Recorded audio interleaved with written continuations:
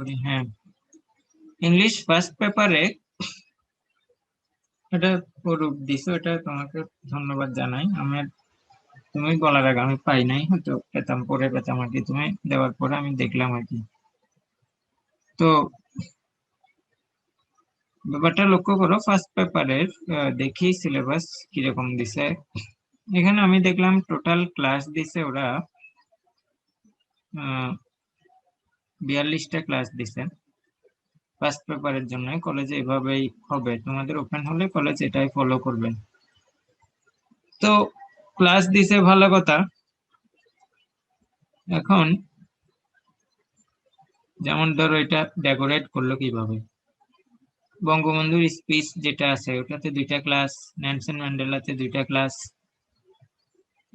First second third fourth to women ওটাতে একটা class, পঞ্চম ক্লাস, এভাবে। এখানে দেখো আমাদের মোটামুটি এটা তো শেষ, এই অংশটা শেষ। তারপরে এটার লাস্ট চ্যাপ্টারটা বাকি আছে, অন্য 3টাই শেষ হয়ে গেছে। এটা তোমাদের একটু বুঝতে সমস্যা হবে, কারণ এখন দেখো এটা তোমাদের বইতে দ্য গ্রেটেস্ট সায়েন্টিফিক অ্যাচিভমেন্টস, এটা তোমরা যারা পুরনো স্টুডেন্ট আছো বা এই বছর পরীক্ষা দিবা, তোমাদের জন্য তোমাদের বইটাতে কিন্তু এরকম নয়, নতুন বইয়ে চেঞ্জ করে দিছে। এটা মনে হয় 12 অথবা 13তম ইউনিটে ছিল এই ইউনিটটা, এটা নতুন বইয়ে 2 সেকেন্ডে চলে আসছে, নতুন বই অনুসারে সিলেবাসটা দিছে আর কি।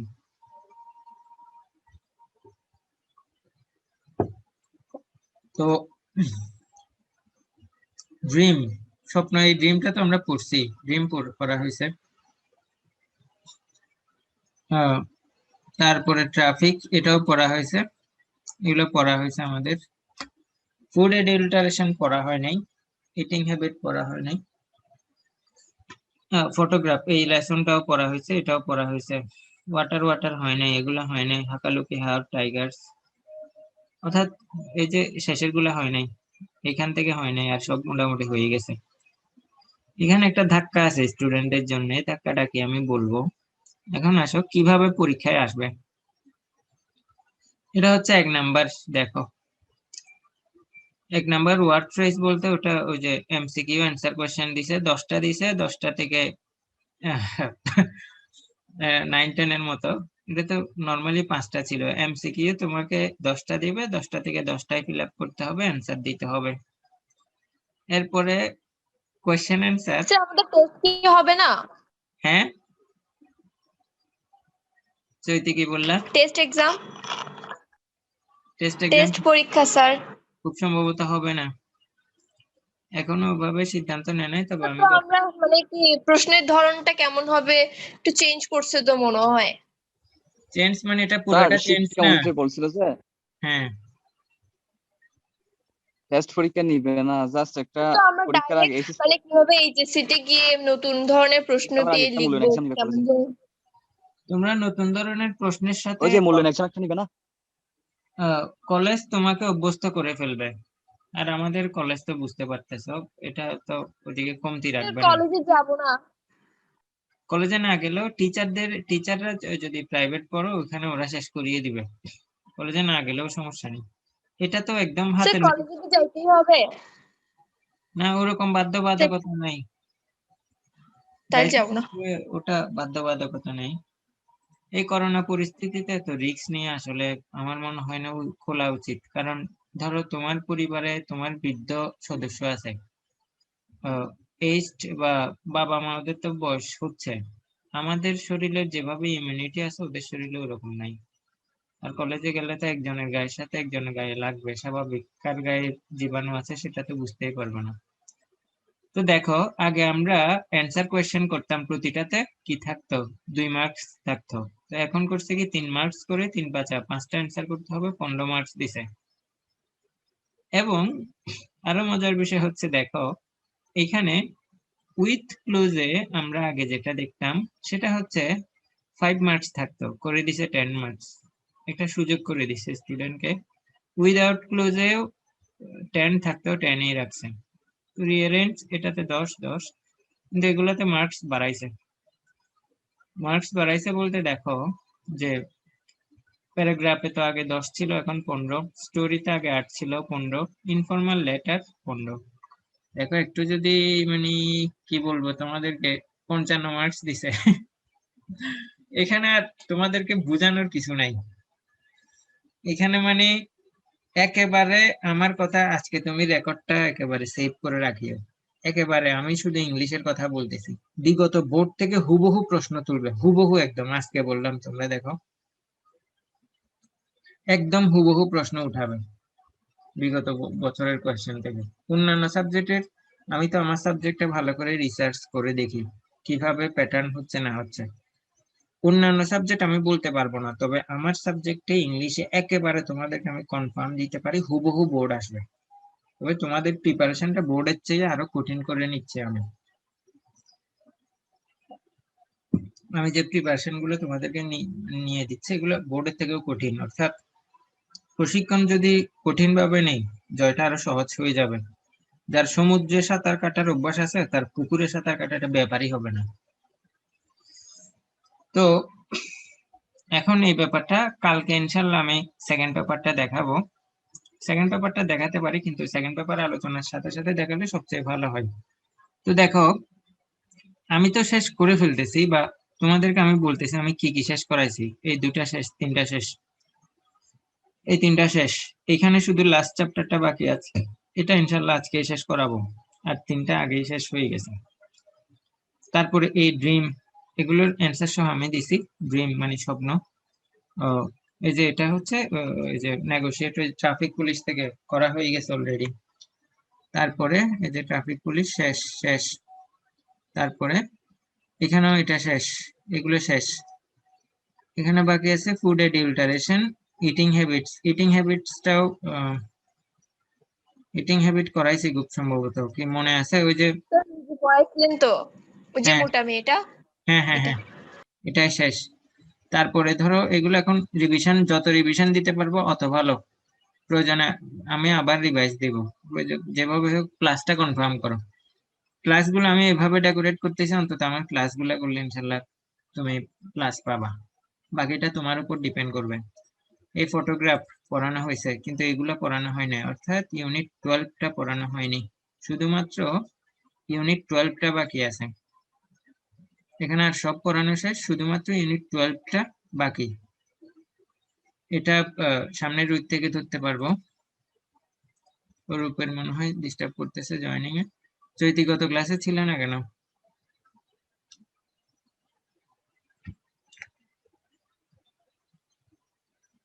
চৈতি স্যার গত, ভুলে গেছিলাম।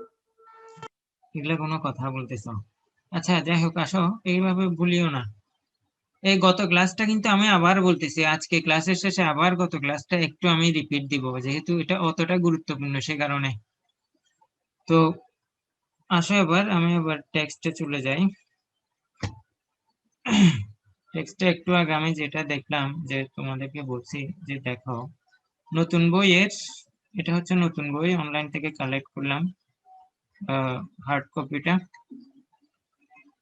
এই যে, এই যে দেখো, এই ইউনিটটা তোমাদের বইতে কিন্তু এখানে নাই, ইউনিট 2 তে নাই। তোমাদের বইয়ে ওই 12 বা 13 শেষের দিকে থাকবে, 10-এর পরে থাকবে এটা। তো এখানের আমাদের এই 3টা লেসন শেষ। 3টা লেসন শেষের পরে এখন এই লেসনটা আসবে। এই লেসনটা 30 পৃষ্ঠায় আসে, এটা গুরুত্বপূর্ণ। তোমাদের সেকেন্ড পেপারে কিন্তু ওই যে নতুন সিলেবাস অনুসারে সিনোনিম অ্যান্টোনিম আসবে। তবে আমি আরেকটা কথা বলে রাখি, এখানে ইউনিভার্সিটি গুলো যখন ভর্তি পরীক্ষা নিবে তখন একটা ট্রিক খেলবে। ওই ট্রিকটা কি? ওই ট্রিকটা হচ্ছে এইচএসসি সিলেবাসে যেগুলো আছে এগুলোর বাইরে থেকে ওরা প্রশ্ন করবে, কারণ ওরা জানে স্টুডেন্ট ওগুলো পড়াশোনা করেনি। আমার কথা বুঝতেছো? এগুলোর মাথায় ঠিক এই থাকবে যে এইচএসসি তে যে সিলেবাস গুলো ছিল না, ওরা প্রশ্ন দিবে এইচএসসি যে সিলেবাস গুলো ছিল না ওগুলো থেকে প্রশ্ন দিবে। এখন দেখো, এটাই হচ্ছে মোটামুটি একটা গ্যাঞ্জামে ফেলাই দিবে স্টুডেন্টদেরকে। স্টুডেন্ট তো এ প্লাস পাওয়ার জন্য এগুলোর উপরেই, যেগুলো আছে এগুলোর উপর কি দিতে থাকবে, জোর দিতে থাকবে। তো আসো, এবার আমরা তাহলে এই 3টা লেসন শেষ হয়ে গেছে। হয়ে গেছে ভালো কথা। এখন 30 নম্বর পৃষ্ঠায় শেষেরটা করবো ইনশাল্লাহ। অরূপ ভয়েস শুনতে পাচ্ছ? অরূপ, জি স্যার, শোনা যায়। জি তোমাদের স্যার। আজকে তোমাদের আজকে কোনো পূজা আছে নাকি? আজকে আমার বাড়ির পাশে মন্দির, মন্দিরের পাশে আবার মসজিদও, মানে দুইটাতে এত ভালো সম্পর্ক। নামাজের সময় এই যে ইয়ে এখন মন্দিরে কীর্তন চলতেছে, নামাজের সময় ওরা বন্ধ রাখবে, আবার নামাজ শেষ হলে আবার ওদিকে মন্দিরে শুরু হয়। এই যে যেমন এখন এতক্ষণ বন্ধ ছিল, এখন নামাজ বন্ধ হয়েছে, এখন ওরা তাদের কীর্তন শুরু করলো আর কি। ভাবলাম কোনো স্যার পূজা। আমরাও তেমন করি, এমনই হওয়া উচিত। হ্যাঁ, এটাই তো সহমর্মিতা, আসলে এটাই ভালো, এটাই ভালো লাগে আমার। তবে রাতে যেমন ধরো গভীর রাত পর্যন্ত ওয়াজ মাহফিল চলে, এটা আমার মোটেও ভালো লাগে না। ওয়াজ মাহফিল না, গভীর রাত পর্যন্ত হিন্দুদের বা যে কোনো ধর্মের যে কোনো কিছু বাজানো একটা লিমিটের মধ্যে বাজানো উচিত। এখানে প্রেসারের রুগী আছে, হার্টের রুগী আছে। ধর্মটা তো মানুষের জন্য না, মানুষের যেটা বিপদে ফেলে দিবে, মানুষকে ক্ষতির সম্মুখীন করবে, সেটা তো আর ধর্ম হতে পারে না। কারণ গভীর রাত পর্যন্ত বিশেষ করে আমাদের এখানে ওয়াজ মাহফিল চলে। আমি বলছিলাম কয়েকবার, কিন্তু শুনে না, কথা শুনে না। বললাম যে 10টার মধ্যে শেষ করে দেন, 12টা 1টা। এটা যারা অসুস্থ রোগী আছে, এটা হিন্দুদের ক্ষেত্রে বলি যে মানে অত গভীর রাত পর্যন্ত করলে একটা লিমিটের মধ্যে সাউন্ড করা ভালো। এবার একজনের ক্ষতি হচ্ছে, তাতে তার মানে ধর্মকে আমরা ওভাবে ক্ষতি করে কি ধর্মকে উপস্থাপন করতে পারবো? আসো এবার, scientific breakthrough we are waiting for, এখানে 2 নাম্বার দিছে। সায়েন্টিফিক ব্রেক থ্রু, এই ব্রেক থ্রু শব্দের অর্থ কি কেউ কি বলতে পারবা? ব্রেক থ্রু, ব্রেক থ্রু শব্দের অর্থ সাফল্য গাথা। লিখে রাখো, সাফল্য গাথা। টু মানে সেকেন্ড, কি সেকেন্ড বুঝিয়েছে সেটা আমরা একটু পরে বুঝবো। আবার বলতেছি, সেকেন্ড পেপারে কিন্তু এই যে গত ক্লাস আমি বলছি, গত ক্লাসে আজকের ক্লাসে শেষের দিকেও দেখিয়ে দিব যে এই ধরনের প্যাসেজ তুলে দিবে, প্যাসেজ থেকে তোমাদেরকে কি দিবে, সিনোনিম অ্যান্টোনিম দিবে, একেবারে হুবহু দিছে। গত ক্লাসের শেষের দিকে আমি দেখাইছি। তোমরা যারা ক্লাস করছো, আমি আজকে আবার দেখাবো ব্যাপারটা। তো আসো এবার এটা আমরা ভালো করে বুঝে নিই। ম্যান্ড মিশন টু মার্চ, মার্চ শব্দের অর্থ কি? মঙ্গল গ্রহ না? মঙ্গল, জি স্যার, মঙ্গল গ্রহ। হ্যাঁ। Putting man on Mars has been an idea in science fiction for quite a while. While মানে সময়, অনেক সময় ধরে মানুষ যে কোথায় যাবে, মঙ্গল গ্রহে যাবে, এটা একটা বৈজ্ঞানিক কল্পকাহিনী ছিল। কল্পকাহিনী মানে সায়েন্স ফিকশন, এটা বৈজ্ঞানিক কল্পকাহিনী ছিল। এগুলো কিন্তু ওয়ার্ডগুলো আসবে, দাঁড়াও আমি ঠিক করে দিই তোমাদেরকে। একটা ব্ল্যাঙ্ক পেজ নেই।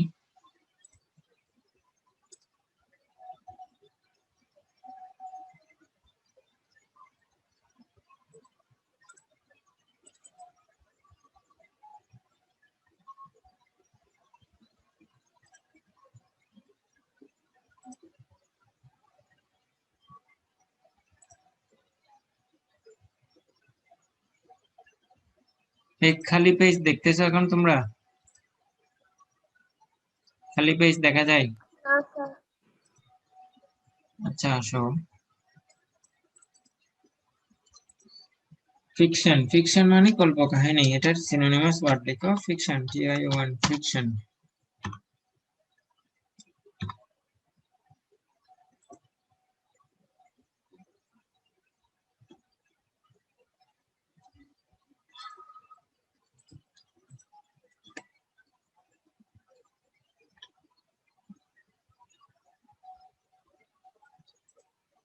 ফিকশন লিখো, fantasy, FANTASY, fantasy, fantasy, imagination, imagination, fabrication, fabrication, এটা হচ্ছে ফিকশন। Fantasy, FANTASY।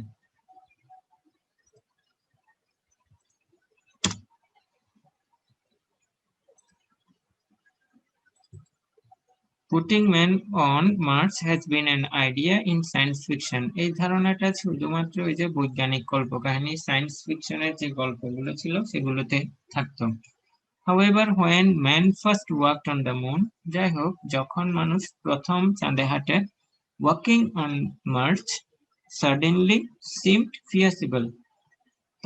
যখন মানুষ চাঁদে হাঁটে তখন মার্স বা মঙ্গল গ্রহে হাঁটাটা সম্ভব মনে হয়েছিল। ফিয়াজিবল মানে কি? পসিবল, সম্ভব মনে হয়েছিল। তার মানে বুঝতেই পারছি প্রথম মানুষ মুনের আগে মঙ্গল গ্রহের আগে মানুষ প্রথমে চাঁদে গিয়েছিল। When man first walked on the moon, walk এগুলো মনে রাখবে যে মুনের নামের পূর্বে কিন্তু দি হবে। আমি তোমাদেরকে বারবার বলছি যে কিছু কিছু রুল আমি এখানে বলে দিচ্ছি, যেমন ধরো আর্টিকেলের রুলটা আমি অনেকবার বলছি, তবুও পড়ার সময় যদি খেয়াল রাখতে পারো তাহলে এগুলো মাথায় গেঁথে যাবে। যেমন ধরো এই মুনটা হচ্ছে প্রপার নাউন। প্রপার নাউন বলতে পৃথিবীতে মুন একটা, কিন্তু আমরা বলেছিলাম যেটা পৃথিবীতে একটা সেটা হচ্ছে প্রপার নাউন। প্রপার নাউনের পূর্বে দি বসে না। এর মধ্যে কিন্তু মুন ব্যতিক্রম, মুনের পূর্বে দি বসে। আমাদের সেকেন্ড পেপারের সিলেবাসে আসে, ওই যে আছে, ওটা অলরেডি আছে দেখছি। হ্যাঁ, walking on Mars suddenly seemed feasible, যখন মানুষ মুনে গিয়েছিল তখন মানুষ যে চাঁদে হাঁটবে এটা সম্ভবপর মনে হয়েছিল। ফিয়াসিবল গুরুত্বপূর্ণ শব্দ, লিখে নাও। ফিয়াসিবল, ফিয়াসিবল শব্দের অর্থ যেটা হচ্ছে পসিবল, প্রবাবল, প্র্যাকটিকেবল। পসিবল, প্রবাবল, প্র্যাকটিকেবল, সম্ভাব্য মনে হয়েছিল। A manned mission to Mars would be a huge milestone in space exploration. তো বলছে কি ম্যান মানে মানুষ দ্বারা যে মিশন পরিচালিত, অভিযান পরিচালিত করা হয়েছিল। A manned mission to Mars, Mars মানে মঙ্গলে, would be a huge milestone. Huge এই দুটো শব্দ আসতে পারে পরীক্ষায়। Huge, milestone. হিউজ মানে অনেক বড়, মাইলস্টোন মানে মাইল ফলক, অনেক বড় একটা মাইল ফলক। স্পেস এক্সপ্লোরেশন, এক্সপ্লোরেশন মানে কি? আবিষ্কার বা অনুসন্ধান। তো লিখে রাখো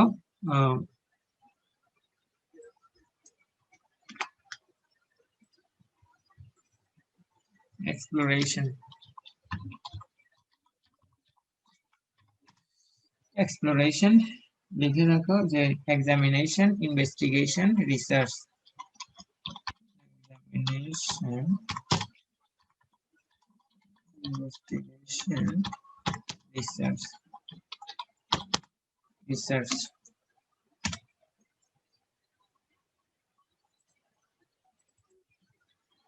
Manned mission to Mars would be a huge milestone. অর্থাৎ মার্স আবিষ্কারের ক্ষেত্রে যে মানুষের এটা অনেক বড় একটা মাইল ফলক। এই হিউজ মানে অনেক বিশাল, যেমন ধরো জাইগান্টিক, ম্যামথ যাকে বলো, অনেক বিশাল। It would allow a more in-depth study to red planet, and many have argued that building a permanent base on Mars is much more practical than building one on the moon. তো বলছে যে তোমার এই কথাটা দেখো, it would allow more, অর্থাৎ এটা মানুষকে কি করবে? সহযোগিতা করবে, ইন ডেপথ, আরো গভীরভাবে রিসার্চ করতে, স্টাডি করতে সহযোগিতা করবে রেড প্ল্যানেটকে। রেড প্ল্যানেট বলতে মঙ্গল গ্রহকে বোঝাচ্ছে। Many have argued that building a permanent base on Mars is much more practicable than building one on the moon. তো দেখো এখানে ব্যাপারটা অনেকেই তর্ক করে বলছে, মানে তোমার মার্চে অনেকেই তর্ক করে বলছে যে that building a permanent base on Mars, মানে মঙ্গল গ্রহে পার্মানেন্ট বেস, বেস মানে কি? হ্যাবিটেট, হ্যাবিটেট মানে কি? বসতি। লিখে রাখো বেস।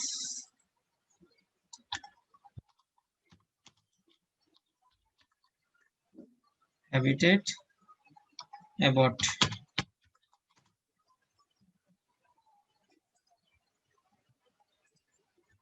হ্যাবিটেট, অ্যাবট, বাসস্থান। তো অনেকেই বলছে যে red planet, sorry, অনেকেই তর্ক করে বলছে যে many have argued that building a permanent base on Mars is much more practical than building one on the moon. অর্থাৎ চাঁদে বসতি স্থাপন করার চেয়ে মঙ্গলে বসতি স্থাপন করা এটা অনেক বেশি প্র্যাকটিক্যাল, অনেক বেশি সম্ভাব্যপূর্ণ। কারণ কি, অর্থাৎ তোমার মার্সটা পৃথিবী থেকে কাছে, সে কারণে। এখানে দেখো লিখে রাখা আর্গিউট, আর্গিউট মানে তর্ক বিতর্ক করা।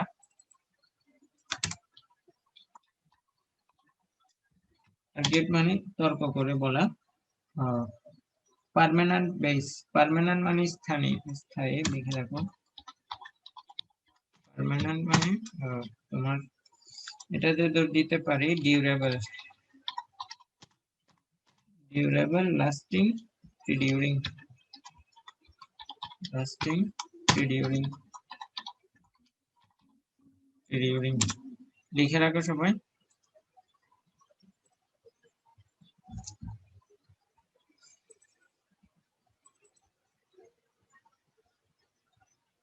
A mission to Mars would be similar to moon landing but much more difficult.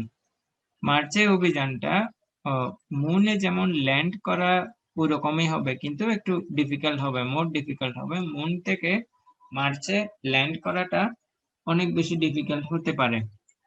তো the trip is about 100 times longer. এই ট্রিপটা মানে 100 মাইল বেশি হতে পারে। and there are new problems such as Martian weather which must be considered. কিন্তু মার্চের বা মঙ্গলের ওয়েদারটা মুন থেকে কিন্তু ভিন্ন, এটা মাস্ট বি কনসিডার্ড, এটা অবশ্যই নিজেদের বিবেচনায় রাখতে হবে। NASA currently has plans to have a man on Mars sometimes in 2030. কিরে এটা কি পড়াইছিলাম? পড়াই নাই না স্যার। হ্যাঁ পড়াই নাই, অন্য ব্যাচে পড়াইছি, এটা ওই জন্য আমার মনে হচ্ছে। নাসা অলরেডি পরিকল্পনা করেছে তারা মানুষ পাঠাবে মার্সে বা মঙ্গলে, মানুষ পাঠাবে পার্মানেন্ট বেস অর্থাৎ স্থায়ীভাবে বসবাস করার জন্য 2030 সালের মধ্যে। এবং হোয়াইল ইসা মানে European space agency, Isa plans to do so all around the same time. তো ইউরোপিয়ান স্পেস এজেন্সি তারাও ভাবছে 2030 সালের মধ্যে তারাও পাঠাবে। Russia has plans two launch a manned Mars mission by 2020. এই রাশিয়াও তারা প্ল্যান করেছে কি করবে, মানুষ পাঠাবে 2020 সালের মধ্যে। লঞ্চ মানে কি, উৎক্ষেপণ করা। লঞ্চ মানে কি, ওই যে উৎক্ষেপণ করা, টু লঞ্চ ম্যান্ড মার্স মানে মানুষ পাঠাবে, উৎক্ষেপণ ওদের ইয়ের মাধ্যমে, উৎক্ষেপণের মাধ্যমে তারা মানুষ পাঠাবে, এই কথাটা বলছে আর কি। তো সবচেয়ে গুরুত্বপূর্ণ যেটা সেটা হচ্ছে ন্যানো মেডিসিন। এটার উপর একটা প্যারাগ্রাফ অলরেডি রেডি করা আছে, আমি গ্রুপে দিয়ে দিব। ন্যানো মেডিসিন, এই যা বলবো যা পড়াবো তার উপর প্যারাগ্রাফটা খুবই গুরুত্বপূর্ণ, তবে একটু কঠিন হবে। কঠিন হবে বলতে সায়েন্টিফিক বিভিন্ন টার্ম থাকবে, ওগুলো ইয়ে থাকবে আর কি, প্যারাগ্রাফটাতে থাকবে। অলরেডি রেডি আছে, আমি গ্রুপে দিয়ে দিব, তোমরা শিখে কালকে সকাল না আজকে রাত 11টার মধ্যে আমাকে পাঠিয়ে দিবা।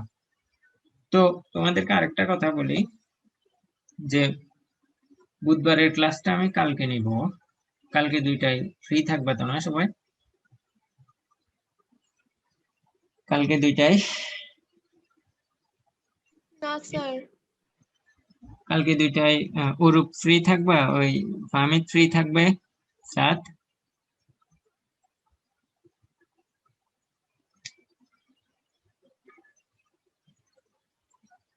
কই স্টুডেন্টের ভয়েস, সাত, অরূপ, ফাহমিদ ফ্রি থাকবে কালকে 2টায়? সাত ফ্রি থাকবে? স্যার আমার তো প্রবলেম নাই। আচ্ছা ফাহমিদ কেও পাইলাম, অরূপ? স্যার কালকে ক্লাস নিবেন যে? হ্যাঁ কালকে 2টায়, বুধবারে আমি ওই যে কলেজ থেকে টিচারদেরকে একটা ট্যুর দিচ্ছে তো সাজেকে, তো কলেজ থেকে আচ্ছা আচ্ছা। মঙ্গল কোথায় আছেন? সাজেক সাজেকে সুদীপ স্যার বলছিল না? আমাকেও নিয়ে যান না। তোমরা কলেজ থেকে তোমাদেরকে তো মনে হয় নিবে না, পরীক্ষার্থী ব্যাচ নিবে না, নিলে ফার্স্ট ইয়ার যাবে আর কি। যাইছে একদম গলা উঁচু উঁচু করে বলতেছিল তোমাদেরকে নতুন কলেজে নিয়ে যাব, আমরা ওখান থেকে তোমাদেরকে নিয়ে ট্যুরে নিয়ে যাব, এভাবে করে বলতেছিল, আমাদেরকে নিয়ে যাচ্ছে না এখন। হ্যাঁ, এখন ওনাকে বললেই তো, ওনাকে বলবা, স্যারকে বলবা, আর স্যার চাইলে তো নিতেই পারে। আমরা ধরো স্যার মঙ্গল, এরকম নেয় না আমাদের কলেজে, ফার্স্ট হ্যাঁ, ইয়ার গুলাকে একবার নিয়ে যেতে জাস্ট, এটা ঝামেলা আছে আসলে। ফার্স্ট ইয়ারদেরকে একবার নিয়ে যাইতে, হ্যাঁ, আর কোনো tour। স্টুডেন্ট আসলে অনেক বড় ইয়ে তো, মানে নাম্বার ও সংখ্যায় অনেক বেশি, আবার দায়িত্বও বেশি। কোনো স্টুডেন্টের হঠাৎ কিছু হয়ে গেলে পুরো কলেজ শেষ। ওই জন্য অনেক রিস্কি একটা ব্যাপার আর কি। আচ্ছা, যাই হোক, তাহলে আহ, মঙ্গলবারে আমরা চলে যাব, ভোরে আসবো, হয়তো বৃহস্পতিবার এই ধরনের আসবো আর কি। তো বুধবারের ক্লাসটা তো মিস হয়ে যাবে, ওই জন্য কালকে নিয়ে নিতে চাচ্ছি আর কি। তাহলে কালকে সর্বোচ্চ চেষ্টা করবা রেডি থাকার জন্য ওই দুইটাই, আর একেবারে যদি পসিবল না হয় রেকর্ডটা করে নিবা আর কি। আসো এবার ন্যানো মেডিসিন। এই ন্যানো শব্দের অর্থ, এই ন্যানো মেডিসিন, ন্যানো শব্দের অর্থ হচ্ছে ক্ষুদ্র। ক্ষুদ্র, একেবারে ছোট। এই ঠিক আগের মতো আবার বলছি, আমি লিংক দিয়ে দিব, লিংক দিয়ে দিলে সাথে সাথে আবার জয়েন করবো আর কি। আমার বেশি পড়া নাই, তবে আমি কিছু গুরুত্বপূর্ণ বিষয় আলোচনা করব। ন্যানো মেডিসিন আছে, তারপরে এই যে journey centre to the earth, এরপরে আমি ওই যে সিনোনিম অ্যান্টোনিমের কিছু কত ক্লাসটা একটু রিপিট দিব। আসো এবার, nano technology has the potential, potential শব্দের অর্থ কি? কার্যকারিতা। Nano medicine has the potential to revolutionise, revolutionise শব্দের অর্থ কি? যুগান্তকারী। এর কিছু কার্যকারিতা রয়েছে, যুগান্তকারী কিছু কার্যকারিতা রয়েছে কিছু কিছু ক্ষেত্রে। কার? ন্যানো টেকনোলজির। ন্যানো মানে ক্ষুদ্র, but it's greatest contribution May very well be in medicine, কিন্তু সবচেয়ে বেশি যে ক্ষেত্রে অবদান রাখতে পারে এই ন্যানো টেকনোলজিটা, সেটা হচ্ছে medicine. The application of nanotechnology in medicine are literally endless. এই অ্যাপ্লিকেশন শব্দের অর্থ কি? অ্যাপ্লিকেশন শব্দের অর্থ প্রয়োগ, অর্থাৎ এই ন্যানো টেকনোলজির প্রয়োগ আসলে এটা বলে বলে শেষ করা যাবে না। আসো এবার এটার সিনোনিম লিখে রাখি। অ্যাপ্লিকেশন, যাও,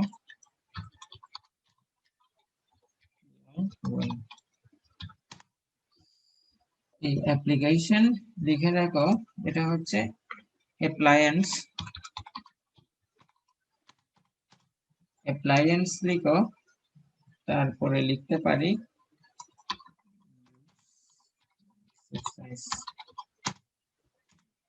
এগুলো হবে অ্যাপ্লায়েন্স ইউজ এক্সারসাইজ।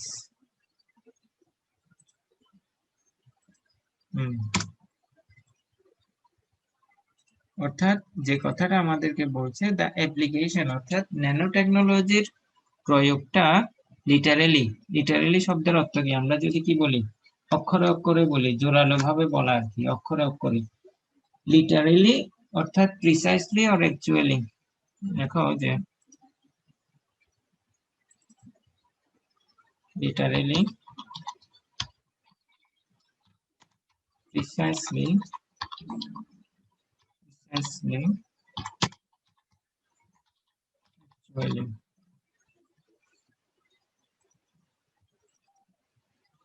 বলতে গেলে, অক্ষর অক্ষরে বলতে গেলে, এটার ন্যানো টেকনোলজির ব্যাপারটা এটা বলে শেষ করা যাবে না। মলিকিউলস, এই মলিকিউল শব্দের অর্থ কি? অণু, ক্ষুদ্র অণু, molecule. Molecules could be build to stick, stick মানে লেগে থাকা, to and destroy cancer cells, অর্থাৎ কিছু ক্ষুদ্র অণু কুড বি বিল্ড, কি করা যেতে পারে? নির্মাণ করা যেতে পারে, স্টিক টু যেগুলো লেগে থাকে, লেগে থেকে ক্যান্সারের যে সেলগুলো আছে ওই সেলগুলোকে কি করে দিতে পারে? ডেস্ট্রয় বা ড্যামেজ করে দিতে পারে। এই যে আর্টিফিশিয়াল মলিকিউল গুলো, অণুগুলো, ক্যান্সারের সেল যেগুলো অন্যান্য কোষগুলোকে ধ্বংস করে দিচ্ছে, ওই ক্যান্সারের সেলগুলোকে কি করে দিতে পারে? ডেস্ট্রয় করে দিতে পারে। এন্ড অনলি ক্যান্সার সেলস, এবং অন্যান্য যে ভালো কোষগুলো আছে, সেল মানে কোষ, ওই কোষগুলো সে ডেস্ট্রয় করবে না, শুধু ক্যান্সারের কোষগুলোকে ধ্বংস করে দিবে। Advanced drug delivery technique could be used to deliver drugs to specific part of the body and eliminate side effects. খুব গুরুত্বপূর্ণ একটা বিষয়। অ্যাডভান্স ড্রাগ ডেলিভারি টেকনিক, এটা একটা নতুন একটা পদ্ধতির নাম, অ্যাডভান্স ড্রাগ ডেলিভারি টেকনিক। যেমন ধরো তোমার শরীরে যদি কোনো ড্রাগ বা মেডিসিন পুশ করা হয়, এটার কিন্তু একটা সাইড ইফেক্ট থাকবে, বিভিন্ন জায়গায় ক্ষতি করে যে জায়গার জন্য ওই ড্রাগটা নেওয়া হয়েছে ওই জায়গাতে যায় এবং ওই জায়গায় কার্যকারিতা গ্রহণ করে, কিন্তু অন্যান্য জায়গায় কিন্তু সাইড ইফেক্ট আছে। কিন্তু এই ন্যানো টেকনোলজির যে বিষয়টা, could be used to deliver drugs to specific parts of the body and eliminate side effect।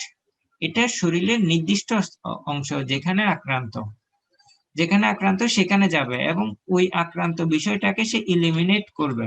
Eliminate মানে কি, মানে একেবারে গোড়া থেকে সমূলে উৎপাটন করে দিবে, গোড়া থেকে বিনষ্ট করে দিবে, উইথাউট সাইড ইফেক্ট। কোনো সাইড ইফেক্ট থাকবে না, কোনো সাইড ইফেক্ট ছাড়াই।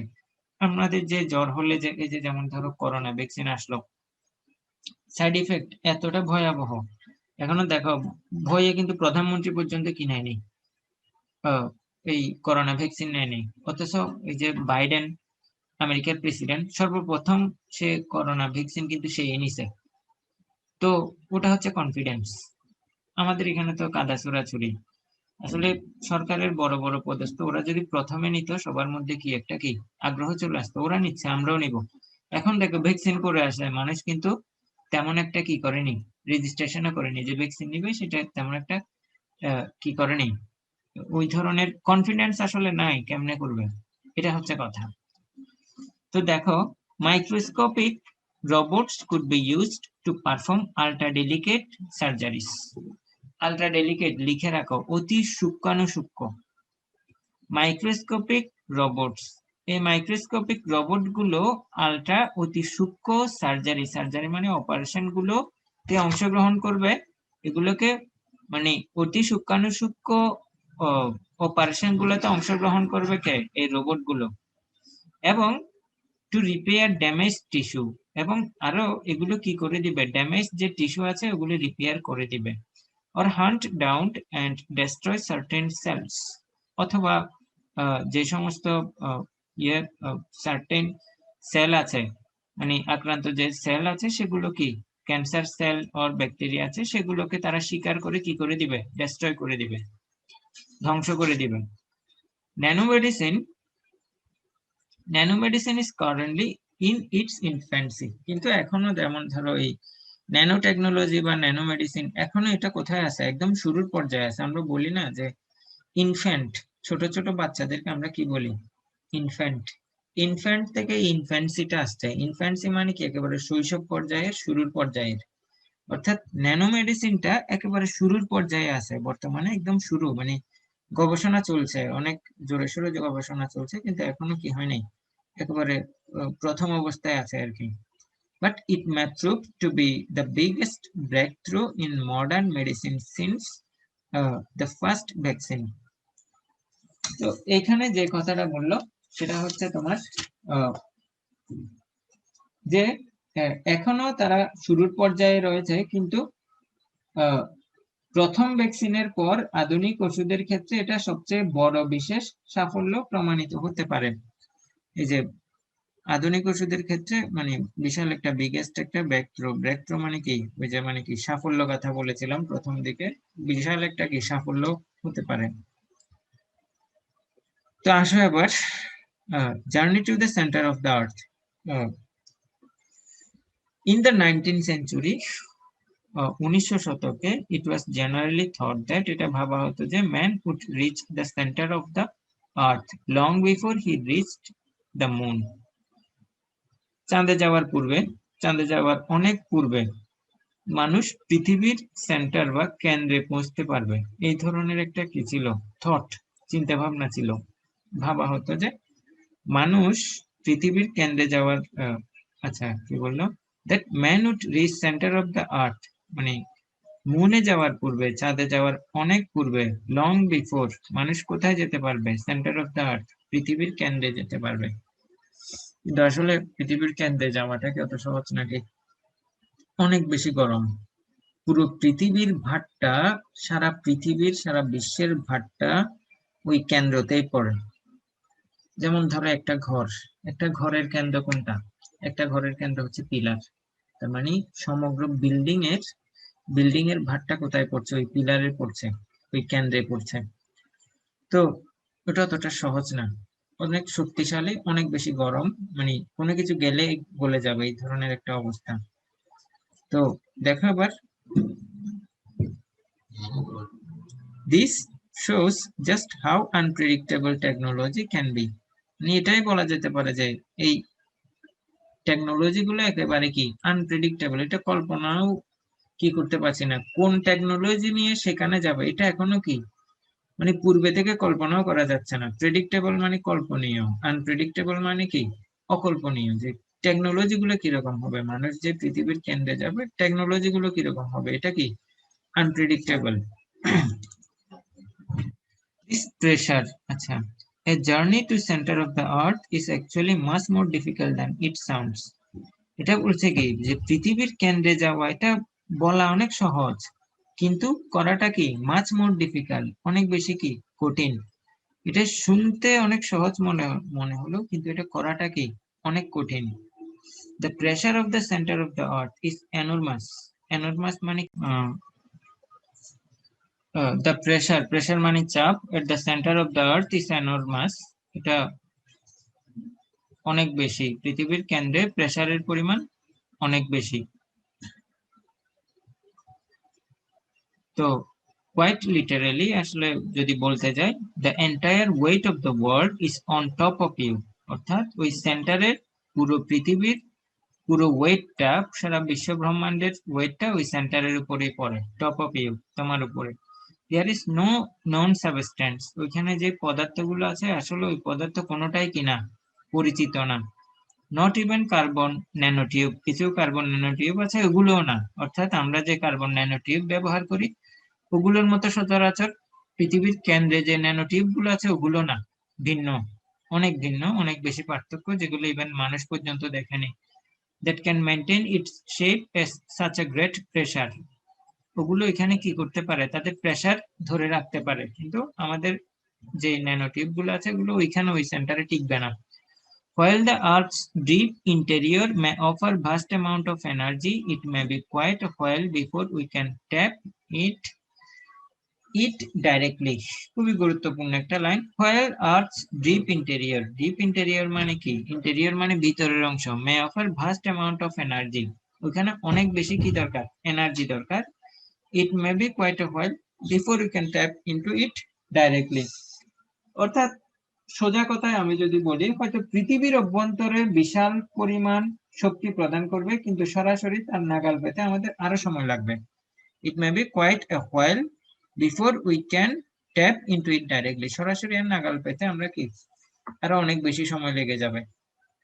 তো এখন তোমরা এখন আমাকে প্রশ্ন করতে পারো, স্যার এই টপিকটা যে আজকে পড়লাম এটা কিসের থেকে গুরুত্বপূর্ণ? দুই দিক থেকে গুরুত্বপূর্ণ।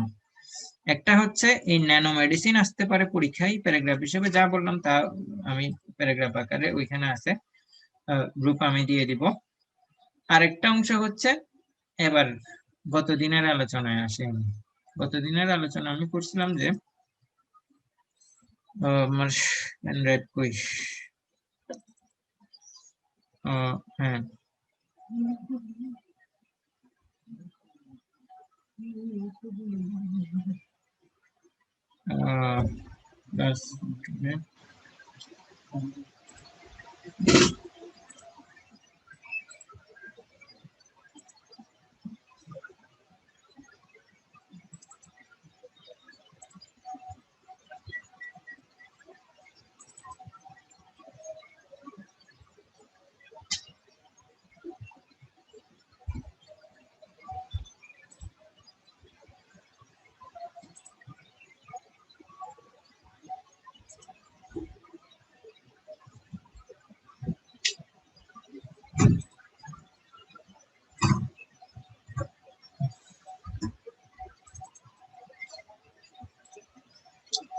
আসো এবার, গত ক্লাসে আমি এটা দেখিয়েছিলাম, লাইট শো ফ্রম কারেন্ট, এই যে কোশ্চেন প্যাটার্ন দেখা যাচ্ছে, কোশ্চেন প্যাটার্ন দেখা যাচ্ছে। জি স্যার। তো দেখো এটা একটা প্রশ্ন, গতদিন আমি আলোচনা করেছিলাম, অর্থাৎ সিনোনিম অ্যান্টোনিম সেকেন্ড পেপারের 11 নম্বর আইটেমে আসে, তোমাদের ইয়েতেও আসবে, এই পরীক্ষাতেও আসবে।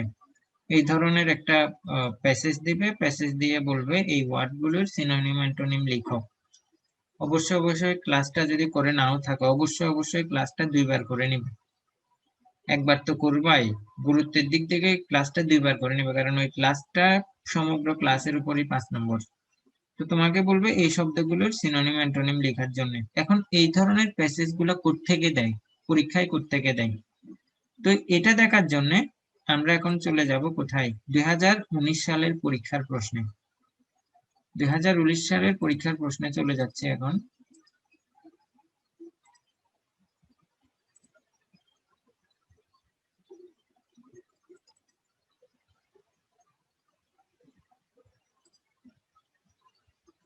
এই যে তোমাদেরকে এই শীটটা আমি দিছি, দেখতেছো সবাই, শীট নাম্বার 1। জি স্যার। আসো এবার ওই প্যাসেজটা গুলো কোত্থেকে আসে। এই যে যেমন ধরো, এই যে ঢাকা বোর্ড প্যাসেজটা আমি দিই নাই, এই যে প্রশ্নের অংশটা দিচ্ছি, আউটারের অ্যান্টোনিম লিখতে বলছে। এই যে ঢাকা বোর্ড 2019, আউটারের অ্যান্টোনিম লিখতে বললো। তারপরে প্রোলেটারিয়া এর সিনোনিম লিখতে বললো, লঞ্চের সিনোনিম, চিপিয়ারের সিনোনিম, বিগানের অ্যান্টোনিম, ফল্টলেস এর অ্যান্টোনিম, নসিয়ার সিনোনিম, ডিসকমফোর্টের সিনোনিম, মেনটেনের সিনোনিম, লেটারের সিনোনিম। তো ওয়ার্ড গুলো দিছে কোত্থেকে, আমি তোমাদেরকে দেখাই, আর একটু মাথায় নাও। ঢাকা বোর্ড আসছে outer, proletariat, launch, prepare, began, faultless, nausea, discomfort, maintain, letter. কোত্থেকে আসছে দেখো, এবার আমি দেখাই তোমাদেরকে। টেক্সট বইটা কোথায়,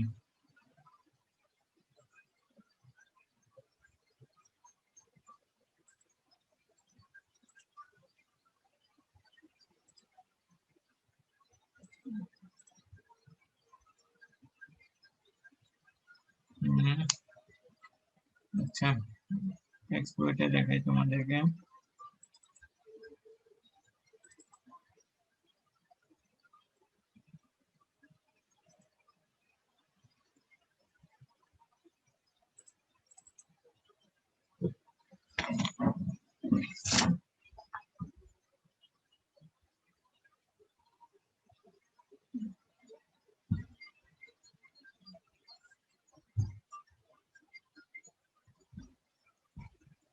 দেখতেছো ইংলিশ ফর টুডে, দেখতেছো ইংলিশ ফর টুডে দেখা যায়।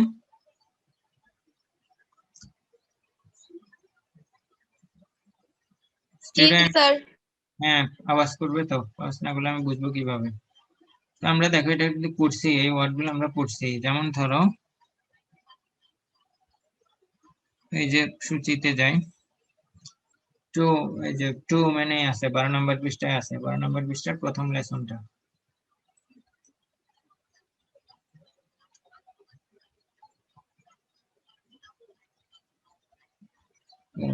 12। এই যে ভ্যালেন্টিনা তেরেস্কোভা, এর থেকে ওই শব্দগুলো দিছে, আমি তোমাদেরকে দেখাই। যেমন ধরো, she became interested parachuting,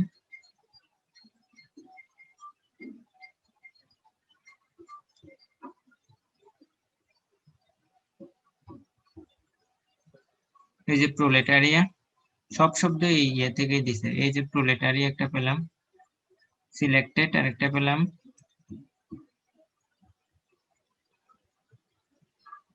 applicants,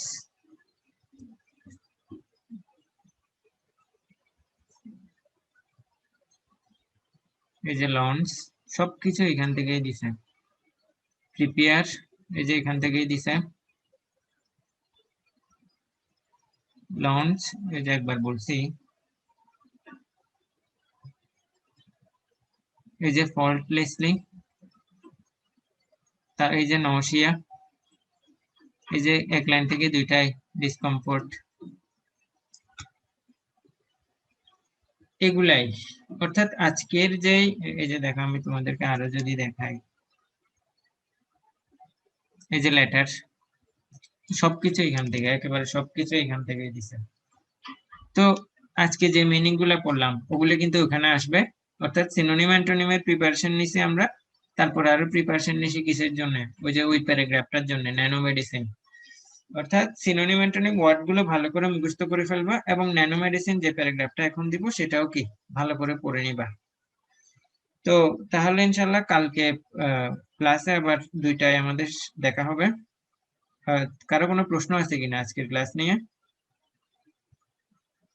no sir. Arup, ফামিদ, তারপরে সাদ, কোনো প্রশ্ন আছে? না স্যার। তাহলে ঠিক আছে, গ্রুপে যাও, আমি প্যারাগ্রাফ দিচ্ছি। Thank you.